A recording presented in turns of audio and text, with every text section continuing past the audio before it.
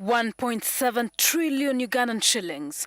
That is how much the government of Uganda could fork out if a request by over 60 companies is backed and approved by the executive.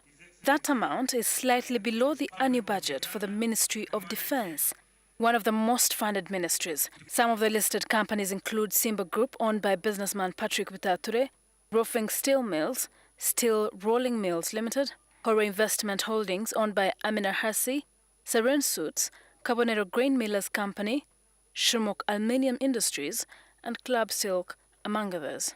If you look at the structure of the economy and the structure of the management of the fundamentals, you realize that definitely there's going to be a problem. You have a high cost of borrowing. Sources told NTV that the meetings for the bailout started days after the general election. Mooted by Patrick Bitature, whose company appears on the list, they were attended by President Yoweri Museveni's brother, Gen Caleb Akandwanaho, commonly known as Salim Saleh, businessman Godfrey Kirumira, the executive director of private sector foundation Gideon Badagawa, among others. Bitature and Badagawa are said to have advanced the need for government to come to the rescue of the businesses, whom they said were choking on big debts. But it's the process of how these businesses were arrived at that remains shrouded in mystery. What we also don't know is, has it been determined at this stage that if these particular companies are rescued, you'll have an overall positive effect on the economy? Isn't it possible that after rescuing these ones, others will also appear?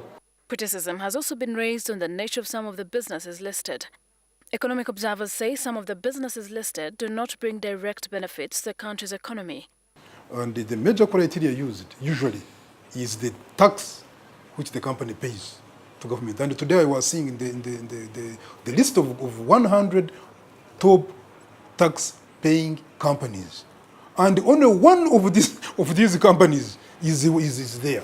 Is this a message that micro, small and medium businesses do not matter? They can as well go ahead to collapse.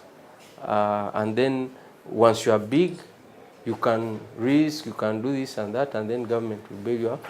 The companies that should actually be bailed out are the ones which are paying taxes. Two, they are employing a specific number of people. And when you look at some of these companies that want a bailout, most of them are in non-tradables. Some of them are nightclubs and betting companies, which opponents of the bailout say do not meet the country's immediate goals. As a country, feel we need to relax the system a bit. We need to bail out businesses. Then that system ought to be extremely transparent. And this one is questionable whether we can have a bailout, whether due diligence is conducted. Here that out, for instance, Hughes would say, as a country, we are focusing on industrialization. We are focusing on manufacturing. Therefore, we shall prioritize manufacturing businesses because they are in the strategic interest of the country. The bailout process is not new. In the United States, for instance, the Obama administration bailed out its biggest car maker, General Motors, when in 2010 it swayed towards bankruptcy and liquidation. The bailout would see an unprecedented $80 billion injection into the country's auto industry. So in all fairness, some would argue that the bailout would save many Ugandans from a potential wave of unemployment. And yet, this is still doubtable.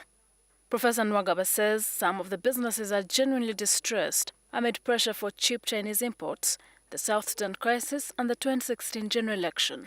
We know for sure that China has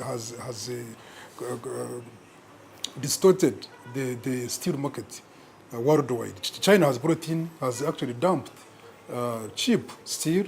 And Dr. Mahomza contends that this is a necessary evil to help the country restructure its economy and for these businesses to think twice on their investments.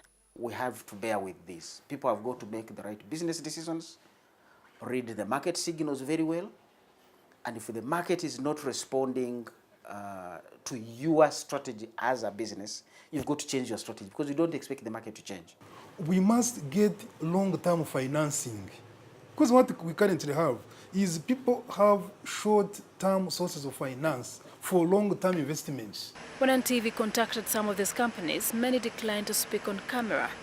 Club Silk's Elvis Sejanzi said he had no comment, while Roofing Steel Mills denied the bailout claims in an email sent to NTV. The email signed off by the group's chairman Dr. Sikanda Lalani reads in part, and I quote, We hereby confirm that Roofings Group has never sought for any form of government bailout using taxpayers' money.